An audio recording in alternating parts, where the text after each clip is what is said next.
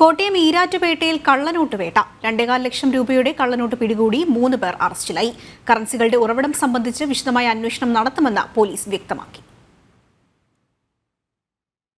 ഈരാറ്റുപേട്ട നടക്കൽ സ്വദേശിയായ അൻവർ ഷാ സ്വകാര്യ ബാങ്കിൽ നിക്ഷേപിച്ച നോട്ടുകളിൽ 9 എണ്ണം കള്ളനോട്ടുകളായിരുന്നു. തുടർന്ന് ബാങ്ക് അധികൃതർ പോലീസിൽ വിവരമറിയിച്ചു. പിന്നാലെ അൻവർ ഷായുടെ വീട്ടിൽ പോലീസ് പരിശോധന നടത്തി. പരിശോധനയിൽ 2,24,000 രൂപയുടെ കള്ളനോട്ടുകൾ വീട്ടിൽ നിന്നും കണ്ടെടുത്തു.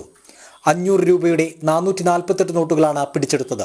പിന്നീട് നടത്തിയ അന്വേഷണത്തിൽ മുഹമ്മദ് അൽ ഷാം, ഫിറോസ് എന്നീ പ്രതികളെ കൂടി പിടികൂടി.